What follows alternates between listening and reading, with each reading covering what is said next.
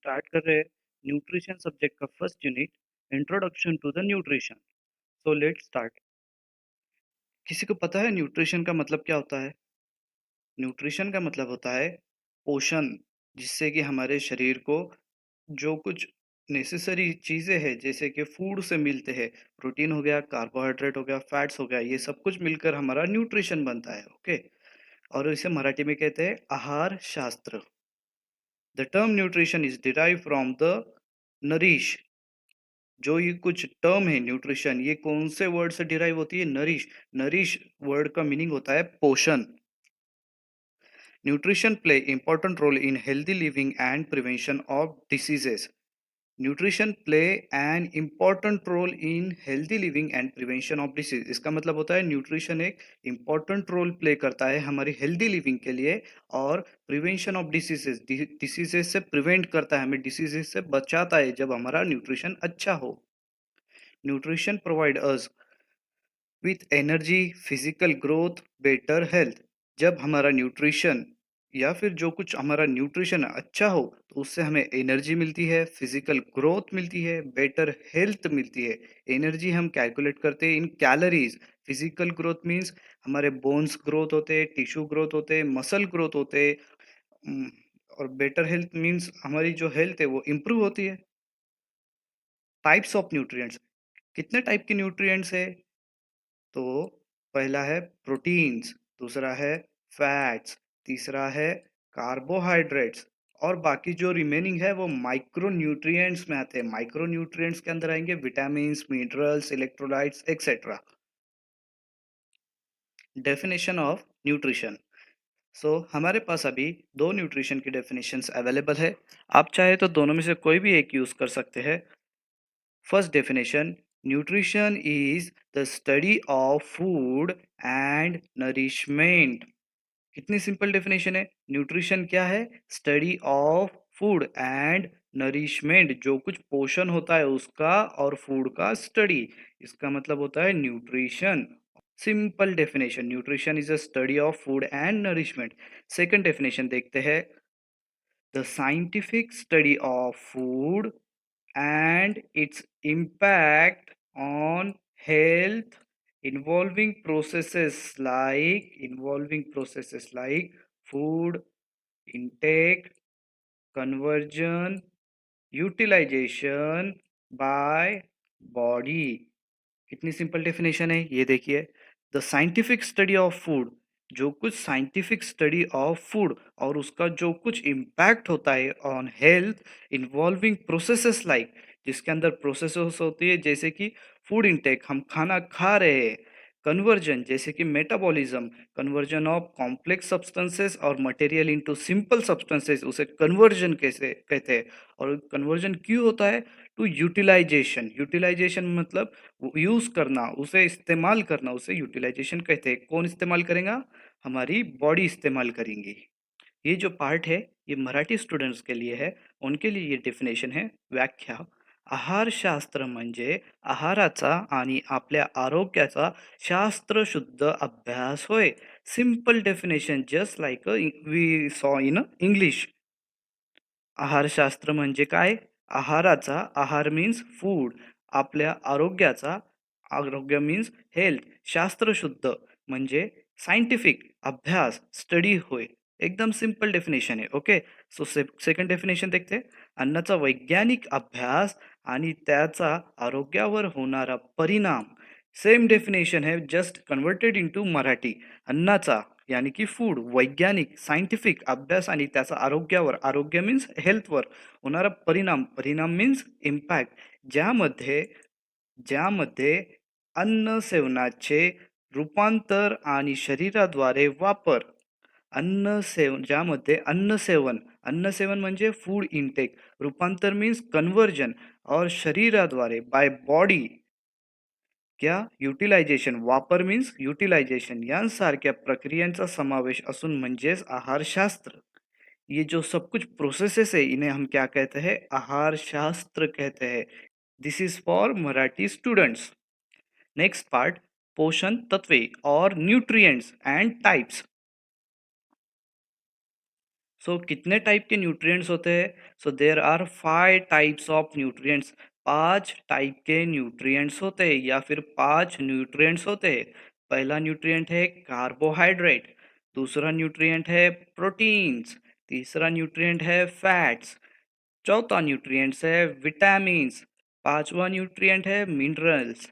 अब इन्हें जो कुछ मराठी में कहा जाता है, कार्बोहाइड्रेट को कार्बोदके कहा जाता है, प्रोटीन्स को प्रथिने कहा जाता है, फैट्स को चर्बी कहा जाता है, विटामिन्स को जीवन सत्वे कहा जाता है, मिनरल को खनिजे कहा जाता है। This is for Marathi students. Okay guys, next है टाइप्स ऑफ न्यूट्रिएंट्स। ये तो हो गए न्यूट्रिएंट्स कौन से होते हैं। अब कौन से टाइप के न्यूट्रिएंट्स होते हैं? So there are two types of nutrients, macronutrients and micronutrients. कौन से है? Macronutrients and micronutrients. मैक्रोन्यूट्रिएंट के अंदर आते हैं carbohydrate, proteins and fats. Okay, और माइक्रोन्यूट्रिएंट्स के अंदर आते हैं vitamins and minerals. Simple. Okay, in example macronutrients means ये भी स्मॉल ही होते हैं, बट कंपेयर टू माइक्रोन्यूट्रिएंट्स इसकी साइज थोड़ी सी बड़ी होती है। मैक्रोन्यूट्रिएंट की साइज थोड़ी सी बड़ी होती है कंपेयर टू माइक्रोन्यूट्रिएंट, और जो माइक्रोन्यूट्रिएंट्स होती है उसकी साइज थोड़ी छोटी होती है कंपेयर टू मैक्रोन्यूट्रिएंट। ये दोनों भी जो न्यूट्रिएंट्स होते हैं ये स्मॉल ही होते हैं, माइक्रो ही होते हैं, बस फर्क इतना होता है दोनों सेम साइज के नहीं होते, एक थोड़ा सा बड़ा होता है और एक थोड़ा सा छोटा होता है। ओके, सो फर्स्ट देखते हैं मैक्रो न्यूट्रिएंट्स। मैक्रोन्यूट्रिएंट्स मीन्स थोड़ा सा बड़ा होगा। Okay, macronutrients are nutrients required by the body in a large quantity.